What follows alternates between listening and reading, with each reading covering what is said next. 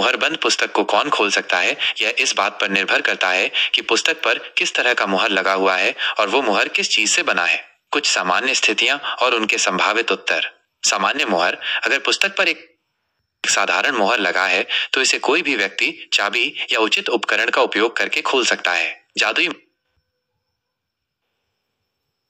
मुहर। अगर पुस्तक पर कोई जादुई मुहर है तो इसे खोलने के लिए विशेष जादुई शक्तियों या किसी विशिष्ट व्यक्ति की आवश्यकता हो सकती है। पहेली या रहस्य। हो सकता है कि पुस्तक को खोलने के लिए किसी पहेली या रहस्य को सुलझाना पड़े।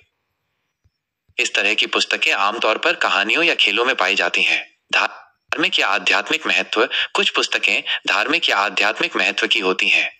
उन्हें खोलने के लिए विशेष अनुमति या योग्यता की आवश्यकता हो सकती है। अधिक जानकारी के लिए आपको निम्नलिखित जानकारी देनी होगी। पुस्तक पर किस तरह का मुहर लगा हुआ है? मुहर किस चीज से बना है? पुस्तक के बारे में आपको और क्या पता है? उदाहरण के लिए, अगर आप कहते हैं कि पुस्तक पर एक सोने की चाबी से खुलने वाली ताला लगा है, तो मैं आपको बता सकता हूं कि इस पुस्तक को खोलने के लिए उस सोने की चाबी की आवश्यकता होगी। अगर आप कहते हैं कि पुस्तक पर एक अजीब सा प्रतीक लगा हुआ है जिसके बारे में आपको कुछ नहीं पता, तो मैं आपको बता सकता हूं कि इस प्रतीक का अर्थ जानने के लिए आपको किसी विशेषज्ञ से संपर्क करना चाहिए। मुझे और जानकारी दें ताकि मैं आपको अधिक सटीक उत्तर दे सकूं। स्वर्ग के दर्शन, एक विस्तृत विश्लेषण।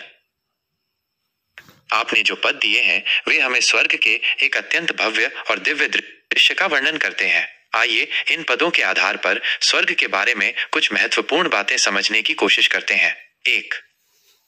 स्वर्ग का द्वार और आमंत्रण। एक खुला द्वार यह दर्शाता है कि स्वर्ग हमेशा सभी विश्वासियों के लिए खुला है। आमंत्रण। स्वर्गदूत का आमंत्रण हमें बताता है कि स्वर्ग में प्रवेश के लिए हमें बुलाया जाता है। 2. सिंहासन और बैठने वाला। सिंहासन यह परमेश्वर के शासन और महिमा का प्रतीक है। बैठने वाला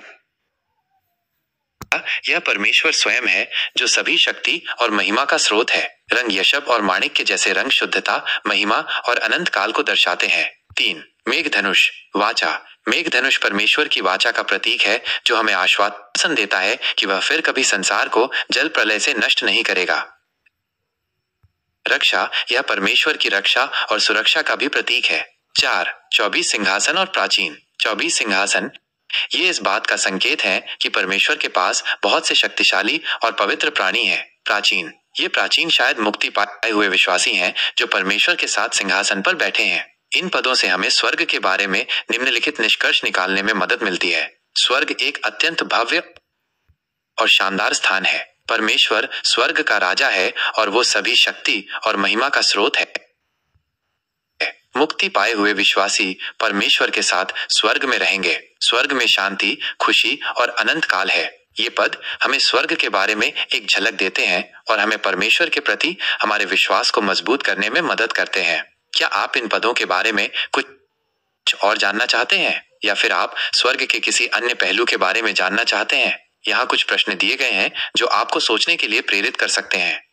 स्वर्ग में जीवन कैसा होगा? हम स्वर्ग में क्या करेंगे? हमें स्वर्ग जाने के लिए क्या करना चाहिए? आप इन प्रश्नों के बारे में क्या सोचते हैं? मुझे उम्मीद है कि ये जानकारी आपके लिए उपयोगी होगी। अधिक जानकारी के लिए आप बाइबल के इन अध्यायों को पढ़ सकते हैं। प्रकाशित वाक्य 21-22, मत्ती 25, 31-46। ध्यान दें, यह एक व्यापक और सरलीकृत व्याख्या है। स्वर्ग के बारे में बहुत कुछ है जो हम अभी तक नहीं समझ पाए हैं। स्वर्ग में आराधना, एक विस्तृत विश्लेषण।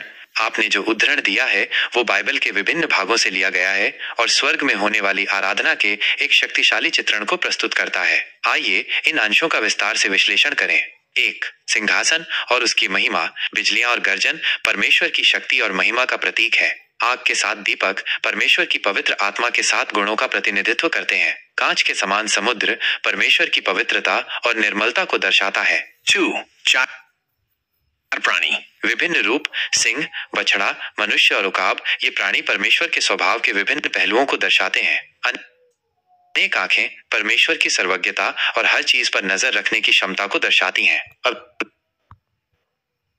विराम स्तुति, वे दिन रात परमेश्वर की पवित्रता और महिमा का गुणगान करते हैं। 3. स्वर्ग में आराधना के लक्षण। पवित्रता। स्वर्ग में आराधना का मुख्य लक्षण पवित्रता है। अविरामता। स्वर्ग में आराधना कभी नहीं रुकती। सर्वशक्तिमान परमेश्वर की स्तुति, आराधना का केंद्र बिंदु सर्वशक्तिमान परमेश्वर है। अतीत, वर्तमान और भविष्य में परमेश्वर की महिमा। परमेश्वर अनंत काल से है और हमेशा रहेगा। निष्कर्ष, ये दृश्य हमें स्वर्ग में होने वाली आराधना के बारे में एक झलक देता है। यह एक ऐसी आराधना है जो पूर्ण पवित्रता, अविरामता और परमेश्वर की महिमा के प्रति समर्पण से भरी हुई है। आप इन उद्धरणों के बारे में और क्या जानना चाहते हैं? मैं आपको निम्न विषयों पर अधिक जानकारी दे सकता हूँ। प्रत्येक प्राणी किस विशेष गुण का प्रतिनिधित्व करता है? स्वर्ग में आराधना और धरती पर की आराधना के बीच क्या अंतर है? बाइबल में अन्य स्थानों पर स्वर्ग में आराधना का वर्णन कैसे किया गया है? हम धरती पर रहते हुए स्वर्ग में होने वाली आराधना में कैसे भाग ले सकते हैं? कृपया मुझे बताएं कि आप किस विषय में अधिक रुचि रखते हैं।